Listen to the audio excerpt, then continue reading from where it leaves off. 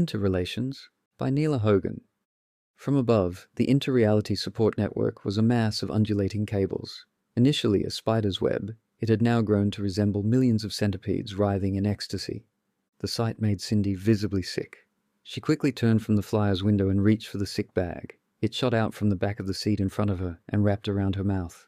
As she emptied her lunch into the receptacle, calming sprays of peppermint-scented liquid washed her mouth before an Atbot helped remove the bag for her. The Atbot swiveled its cube head towards her, a pink emoticon smile digitized on its face. The smile moved to make words in her mind. The jump site can cause nausea. The undulation your biological sensors perceive is the shifting between dimensions.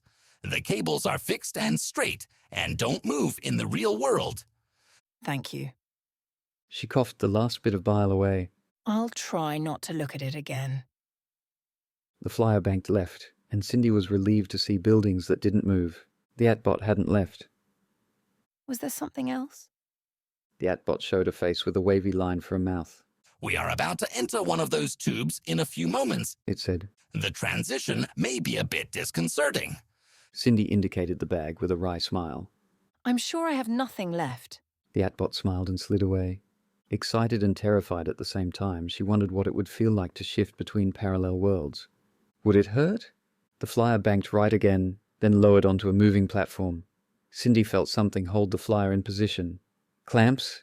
Then she held her breath as the entire cabin glowed with a wave of energy, locking her movements.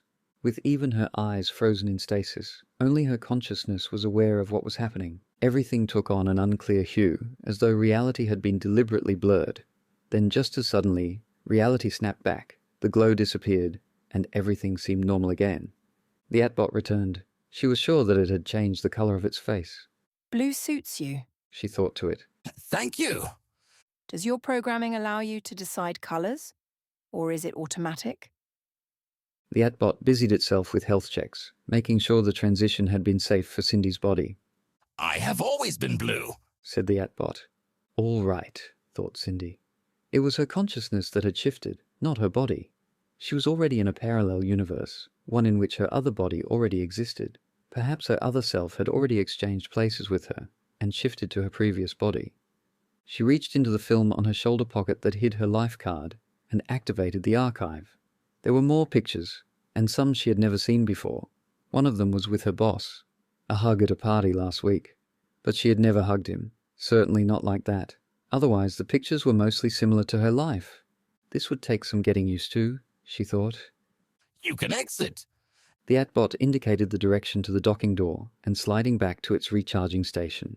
She deactivated the restraining field and stepped out of the shell seat, making her way down the net steps to a foot river. The buoyant mercury-like path slid her down the main corridor of the flyer, then spiraled to a waiting pool at the bottom. There were others there. Other trade negotiators who had made the interdimensional journey in one way or another. P24N3, said a quasi-human, introducing himself. I am pleased to make your acquaintance. Cyndy looked him over but couldn't tell whether he was a Dayer or Nighter. Nighters were a lot more fun. Then she realized that his front was completely flat. A Dayer then. Pleased to meet you, said Cyndy, not so pleased. P24. N3 just nodded. Cyndy decided that keeping quiet was her best option. After all, she really had nothing to talk about, and couldn't reveal her mission to those she wasn't trading with. 2 Atbots appeared and led P24N3 one way, and Cyndy another. The others in the group were taken away by Atbots, Medbots, Cellbots, and others. All on their own missions, she guessed. All were attempting trade with multiple parallel versions of their own worlds. The dark silver walls, grey rib-like ceilings, and black iron tables lent a very clinical air to the proceedings. A few flowers would have been nice, Cyndy thought. Across the table sat a mirror image of herself. Well, almost a mirror image. Blue hair endings on her doppelganger were the only major difference to her purple ones, and her purple hair wasn't even hers anyway. It looked like there were multiple ways to cross the multiple realities. These aren't negotiations, said her other self. We know what each other is thinking, and any kind of acquiescence would be considered a fake compromise and suspected. I agree. So all cards on the table and we'll see what we can work out. The other Cyndy pulled out an identical document to Cyndy's. They both looked at each other in surprise. At least their documents should have looked different. Of course, Cyndy quickly realized her error. Not realizing she was going to swap bodies, she had brought a printed document instead of simply memorizing it. I think we're talking to the wrong mirrors. Said Cyndy too. No, my physical agenda is incorrect. I exchanged perceptions, not possessions. This document belongs to the one I have swapped bodies with. So, you are not wanting to trade for coffee? No, we have coffee to trade. We wish to trade for oil. Excellent, Said Cyndy too. we can come to an agreement. It was more like an exchange of sales rather than a negotiation. Both offered good terms and there wasn't any need for a currency exchange. Coffee beans were identical in value to petrol. The interbrokers had chosen the correct parallel realities to deal with. Within about half an hour, the negotiations had concluded. With a touch of the button on the screens inset into either side of the table, orders were placed, messages transmitted via ISN's Interreality Message Exchange, and shipments were flashed to their respective worlds. Of course, ISN took a small percentage from the exchange. Both Cyndys had had limited experience with interreality trade, and feeling a bit uncomfortable about the whole experience, they awkwardly thanked each other and went their separate ways. Determined to rid herself of the uncomfortable feeling of knowing she wasn't unique in a universe of infinite multiverses, and with a day before her flight would take her back to her world, she decided to explore the center. She left the ISN headquarters and walked the streets in wonder. This was a very different Earth to the one she had left. Buildings were solid gold with diamonds inlaid. People were tall and thin in the slightly lighter gravity and seemed to glow with health and energy. The low-light dwarf star and limited use of vocal cords meant all the faces she passed were lineless. She couldn't guess the age of anyone. Then she saw him, the dyer. He seemed to be waiting for something. Hello, P24N3. She said, her long purple hair flicking in the slight breeze. The quasi-human turned to her and smiled. This reality is 2 minutes behind. Hello, Cyndy. 2 minutes behind. I thought you would get here 2 minutes ago. He said cryptically, tapping his head. One of my other selves is talking with one of yours right now. Parallel world 258. Our conversation will be a bit different now. Cyndy didn't know what to think about this development. Why was a fake human interested in her? If worlds were operating at faster and slower speeds, did he already know her possible future? What are you talking about? She started to feel exasperated and short-tempered. She didn't know why, but one of her hands had started twitching slightly. She looked at it briefly. A slight yellow stain on 2 of the fingers. What was that? She clenched her fist and took a deep breath. She had to focus. We need your help, Said P24N3 simply. I don't see how I can. This isn't even my real body, and I'm leaving in a few hours. Let me tell you, and then you can decide. Cyndy decided that she had nothing better to do besides look at even more gold buildings, so she decided to follow him. P24. N3, she decided to call him P, took her to an opulent cafe. Initially she balked, but P allayed her fears. Everything is free. There is no currency, and the ISN gets 1% of everything from trade. That means the property is overstocked with everything from multiple worlds. Literally everything. The ISN can live in luxury forever. Having scanned their lobe chips when they had entered, a dribbet slid over with a tray of their favorite drinks. Cyndy looked at P's tray in surprise. Fake humanoids don't usually consume, but his tray had a wine glass of dark red liquid. Shiraz, I always do my best to fit in. he said. She nodded. So, why do you need to see me? May I? He indicated her forehead. She nodded. His finger lightly touched her lobe, a protective security encryption field briefly encasing the connection, and then sat back. Knowledge of a future cataclysm affecting all interreality was instantly opened and broadcast to her mind-view system. She absorbed everything in moments and shook her head, wanting to rid herself of the image. The mind-view screen faded away, and she was able to focus. She frowned. Are you some kind of conspiracy nut? She said, disappointed. Maybe a doomsday cult? P shook his head. We have no emotions. We only observe. It's still a prediction. Cyndy murmured, picking up her hot lapsang souchong and sipping it. It is not. The quasi-human looked serious. Some worlds operate at slightly faster time speeds than others. This is from one of them. Cyndy looked at him. If the world has been destroyed, why hasn't ISN gone with it? This has happened before. Said P. ISN has had fail-safes for centuries. At least 30 future worlds have perished in the last 10 years alone.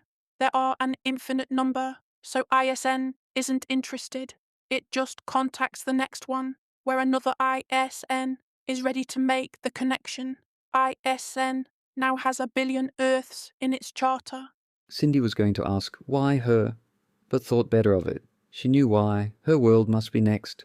Look, I'm just one of 10 billion humans on my world. What could I possibly do? We don't know. He sat back and sipped the wine.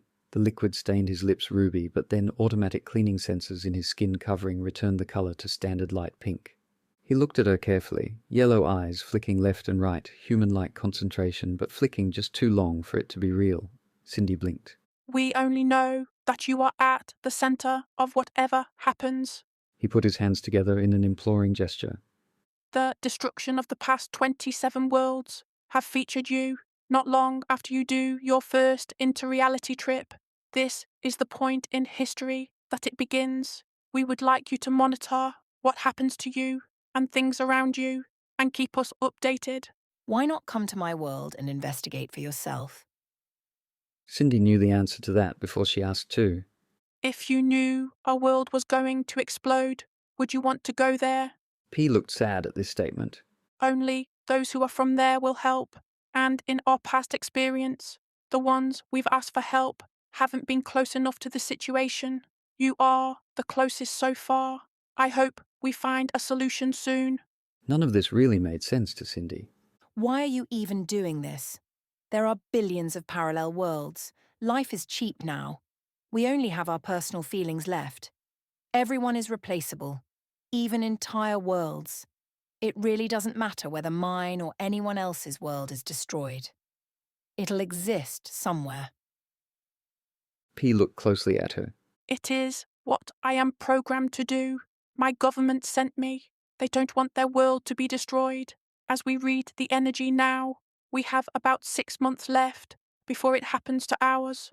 Of course, there are other versions of me from other worlds trying to save theirs. Couldn't you just find a world that has similarities but survived the explosion and work backwards? Asked Cyndy. P shook his head.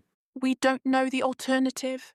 The explosion cuts off the planet from the interreality system. We've been able to set up alternate interreality message transmission systems to find out what happens next. Unfortunately, all planets quickly turn into black holes, then swallow their star. We have yet to find a world with one where the explosion never occurred, the black hole never happened, and yet have a record of an almost explosion. We are running out of time. Cyndy had limited knowledge of black holes, but she understood something as tiny as a planet can't turn into one. How? The theory is that the explosion causes a tear in space and time, sucking matter in from other areas, enabling a black hole to become stable. If this is the case, then there is a greater threat of all these black holes at one nexus point, affecting the entire multiverse. Cyndy swallowed the rest of her tea and sat back. So I return to my body, monitor the situation, check in with you here with updates. How long have I got? P swallowed the rest of his wine and got up. 1 week, 2 days should give you enough time. Meet me at this cafe then, and we'll update each other on what we've learned. Then he bowed and left. Cyndy sat and reviewed what they had discussed. Then she began to shake as the full force of this news hit her. 1 week. There were so many people she wanted to say goodbye to. So many things she hadn't done in her life. Perhaps she could find a way to shift to another world if the time came, and she would see other versions of all the people she would lose on her world. And there was still a chance she could avert the destruction. Her mind made up, she took her scheduled flyer back through the interreality tunnel, exchanged bodies with her other self going the other way, and returned to her Earth. In the lift to her level, all she could smell were cigarettes. Had her other self taken her body somewhere smoky? She felt slightly queasy too, like she was missing something. Had her other self been feeding her? Her boss went to kiss her in the lift, and she recoiled, shocked. Mr. Jewel. Had she made it back to the right reality? Said her boss, surprised, then disappointed. I guess you're back. Please forget I did anything. Cyndy remembered the picture in her interbody. I take it you had some enjoyment with my body while I was away. Her boss's face grew crimson, and he stabbed at the next number that was coming up, cutting the conversation short.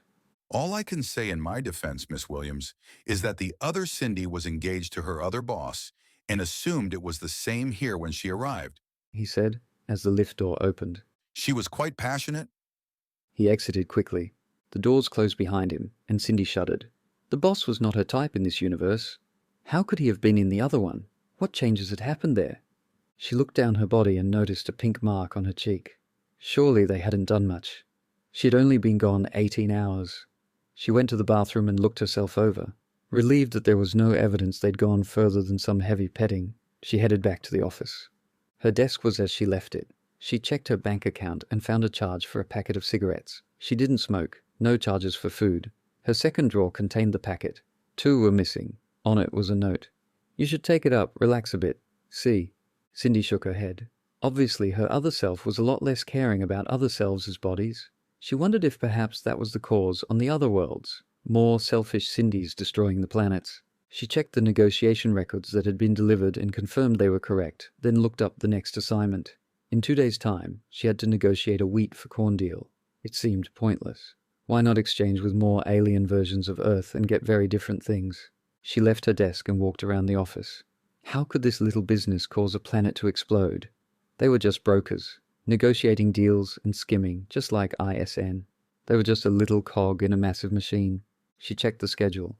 All the girls were doing interreality deals. None of the people in the office she really knew. They were all alternate versions.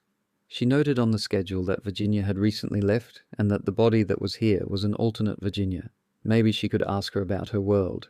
She checked her locator chip and found her on level 12, Mr. Jules' office. Cyndy frowned. Something wasn't right about that. Virginia never needed to go to the office. Cyndy took the lift and exited next to Mr. Jules' corridor. His office was down the end, and she could hear voices. Then she heard the clink of glasses and laughter. She stopped, suspicion forming. Surely not. Then she heard Virginia's voice.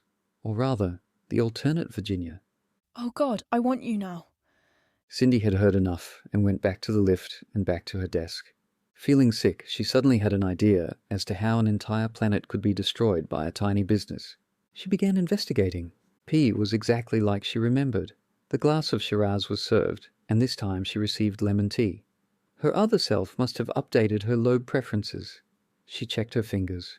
Yellow smoking stains. She wondered what her other self had done when she'd reviewed the exploding planet materials. No record was in the chip she was now using. A trip back to investigate other trade possibilities had been granted almost immediately, so she guessed the same other Cyndy had replaced her for Jules' enjoyment. What have you discovered? Asked P, and Cyndy sipped her lemon tea and frowned. Alonzo Jewel is a bastard.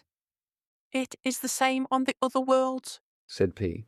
He decides on a female, researches a reality where they are already having an affair, then sends the non-responsive one to that world to negotiate a pointless deal while he has fun with the one passionate about him.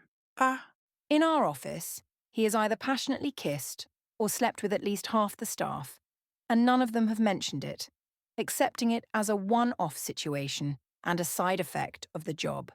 Said Cyndy with a frown. After all, there are no laws to prevent it, and any recording on our world would show it was completely consensual. One young lady had been saving her virginity for her husband on her wedding night. She killed herself when she found out her other self had lost it on Mr. Jules. I'm very sorry to hear that. Said P, attempting sympathy. Have you worked out how your little brokerage firm could destroy the planet? Cyndy shook her head. I don't know if it is relevant, but my other self is quite selfish. I'm sure she is having him in the office right now, using my body. It might be so. What did you write on the note? And how do you think she'll respond? Cyndy laughed, knowing that now P was ahead of her. Nothing specific. Just a general private memo to everyone involved. I sent them facts of his other affairs. P nodded. What do you think would happen if Mr. Jules' partner from each world learns that firstly, he's not really their partner on your one, and secondly, that their Mr. Jules is doing the same thing? Oh. Said Cyndy, as the realization hit her, knowing the power of women scorned. Oh, shit. P smiled. You have found the cause, he said. He tapped his head. My other selves are also being informed by other Cyndys. We need to remove all the Mr. Jules. He held out his hand and shook hers. Thank you, he said. He bowed and left. Cyndy drank her tea. They were going to save Mr. Jules? But surely there had been other Ps on other worlds who had found this solution and tried to extricate him. How could she second-guess other situations? What would happen next? Crazed, used women storm his protective enclosure and kill him? What if they couldn't get to him? Would they work out another way? Then she realized. The women had already thought this through for months. They'd felt abused and violated, and would have thought through every possible and probable outcome. Killing Mr. Jules wouldn't work. They needed to prevent future Mr. Jules. And the way to do that was to attack the source. They would try to destroy ISN. She ran out after P, but he had gone. It was up to her. The flyer had been delayed, and she couldn't transfer back into her body.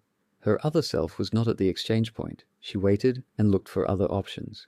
A more expensive option was to transfer as a full physical. She'd be stuck in this addicted body if anything happened to her other self. But with only 5 days before her planet was due to explode, she didn't have much choice. The product transfer systems were huge, shipping entire cargoes between the worlds instantly.